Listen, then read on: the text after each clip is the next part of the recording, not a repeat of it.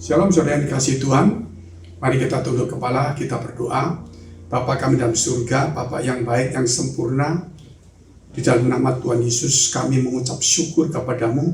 Sampai hari ini Engkau telah memelihara melindungi kami, luputkan kami dari segala jerat, daripada tipu daya iblis. Kiranya Tuhan Kau memagari kami, supaya di dalam masa-masa yang sukar sulit ini, Engkau memberkati, melindungi, memelihara kami semuanya.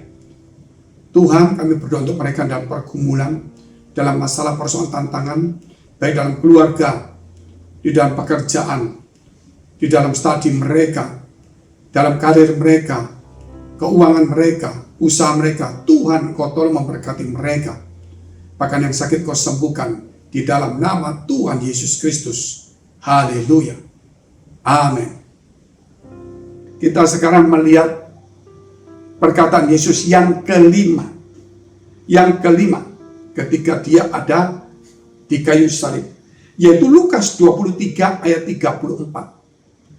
Dia berkata, "Bapa, ampunilah mereka, karena mereka tidak tahu apa yang mereka perbuat." Ketika Yesus ada di kayu salib, orang-orang menyalibkan Dia. Yesus bukan mengutuki, bukan marah kepada mereka. Malah Yesus berkata, "Bapa, ampunilah mereka." Kata Bapa berarti menunjukkan Dia ada di bumi, Bapa ada di surga. Itu menunjukkan Tritunggal juga. Tetapi itu juga menunjukkan betapa kasih Allah kepada umat manusia sehingga dikaruniakan anak yang tunggal, Yesus Kristus. Dan Yesus mengajarkan untuk mengampuni dan mengasihi. Dan Dia juru selamat pengampun dosa. Sehingga ketika Dia disalibkan, Dia menderita, Dia sakit, pun Dia tidak mengutuk dan tidak marah. Malah Dia berkata, "Bapa, ampunilah mereka, karena mereka tidak tahu apa yang mereka perbuat." Disinilah kita tahu bahwa Yesus adalah juru selamat. Yesus itu Mesias. Yesus itu pengampun dosa. Yesus itu, saudara, adalah Allah yang penuh dengan kasih. Allah yang maha kasih. Di mana Bapa juga maha kasih mengutus Yesus karena kasihnya yang besar kepada manusia. Apapun yang manusia telah perbuat kepada Yesus Kristus, Yesus masih tetap mengampuni. Selama kita hidup, pengampunan itu masih ada di dalam kehidupan kita. Oleh sebab itu, kita harus menerima pengampunan itu. Jangan kita menolak. Tetapi ketika saudara ajar itu datang menjemput kita, dan kita tidak menerima pengampunan Yesus, maka kasih itu sampai di tempat itu saja. Selebihnya Dia ada di dalam hukuman yang kekal. Kasih itu diberikan selama manusia hidup untuk menerima pengampunan. Tetapi kasih Allah itu kekal selamanya. Tapi untuk menerima pengampunan itu, kasihnya itu diberikan selama manusia itu hidup. Yaitu dia selama berbuat dosa, selama di dunia penuh dengan dosa, sebelum mengakhiri hidupnya, dia, saudara, bisa meminta ampun, menerima Yesus Kristus, dan dosanya diampuni. Karena di atas manusia tidak lagi bisa berbuat dosa. Di surga semuanya dosa sudah tidak ada. Di neraka tidak ada lagi dosa, hanya hukuman atas dosa. Saudara yang dikasihi Tuhan, itulah satu pengertian. Dia memohon kepada Bapaknya, "Bapa, ampunilah." Luar biasa, saudara. Dan kita lihat kemudian, yaitu Lukas 23 ayat 43. Perkataan Yesus di kayu salib yang ke-6. Dia berkata juga kepada salah seorang dari penjahat yang disalibkan di kiri kanannya. Yang satu penjahat berkata, "Kalau engkau anak Allah, turunlah, selamatkanlah dirimu dan selamatkanlah aku." Tetapi yang di samping berkata, "Tidaklah pantas kau berkata demikian, karena kita pantas disalibkan, tetapi dia tidak." Sehingga kemudian dia berkata kepada Yesus, "Ingatlah aku ketika engkau di Firdaus." Maka Yesus berkata kepada penjahat di sampingnya itu, "Hari ini juga engkau ke Firdaus bersama dengan aku." Itulah menunjukkan bahwa Yesus itu berkuasa mengampuni dosa. Yesus itulah jalan kebenaran dan hidup yang bisa membawa seseorang sampai ke surga. Yesus itu berkuasa dan semua kuasa telah diberikan kepada Yesus. Dia berkata ke penjahat itu, "Hari ini juga," luar biasa. Yesus tahu kalau hari itu dia harus mati. Dan dia tahu kalau penjahat itu juga harus mati. Sehingga dia berkata, hari ini menunjukkan bahwa semua nyawa ada di tangan Tuhan. Sehingga dia tahu bahwa hari itu tidak ada penundaan. Dia mati, ini juga mati. Sehingga dia berkata, hari ini juga. Sehingga saudara kita tahu bahwa hari ini kalau kita mati, saudara, kalau kita dipanggil Tuhan sebelum pengangkatan, kita sampai ke Firdaus. Kata Firdaus itu, saudara, ada dalam Alkitab.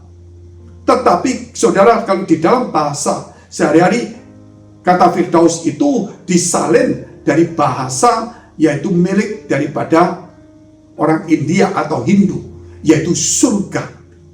Sehingga kalau kita berkata surga, itulah Firdaus dalam bahasa Ibrani atau Firdaus itu. Bahasa Inggris yaitu Eden.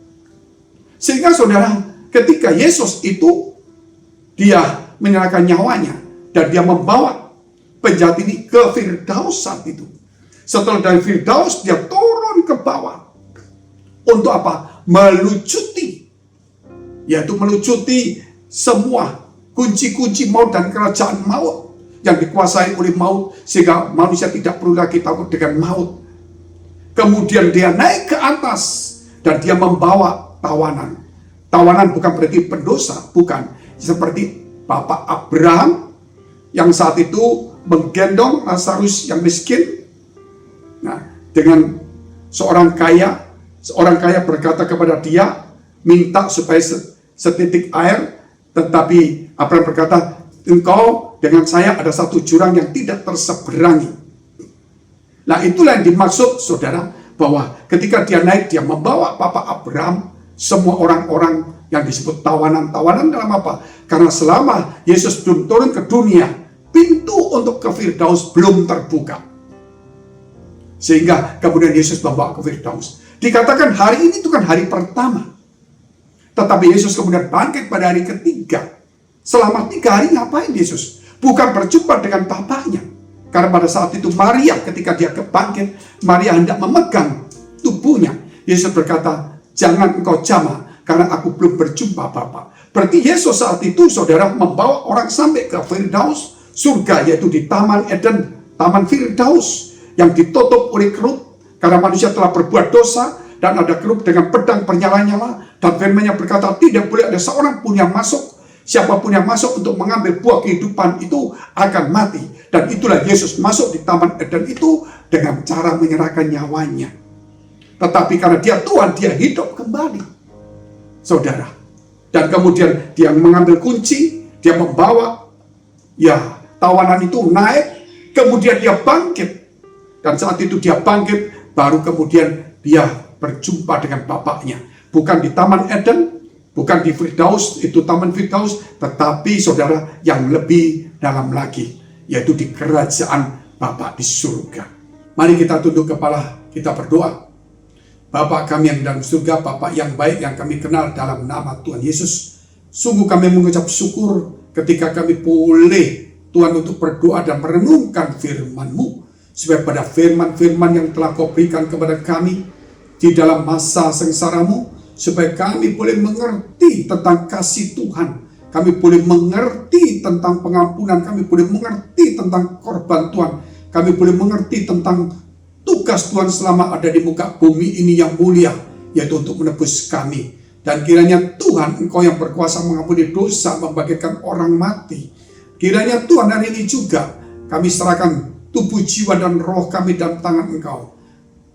Mari saudara, jika Engkau dalam pergumulan masalah, persoalan tantangan begitu berat, kalau Tuhan pun bisa membangkitkan orang mati, mengubah air menjadi anggur, meneduhkan taufan, apalah artinya persoalan kita? Jikalau kita mau beriman sungguh-sungguh, Tuhan sanggup menolong kita. Mari dekapkan kedua tanganmu di dadamu. Engkau yang sakit, tumpahkan tanganmu bagian sakit. Di dalam nama Tuhan Yesus Kristus, jadilah sembuh, jadilah pulih, diberkati dan diberikan hikmat oleh Tuhan. Dalam nama Yesus. Haleluya. Amin. Jika saudara masih membutuhkan pelayanan doa dan konseling, silakan hubungi nomor tertera. Tuhan Yesus memberkati.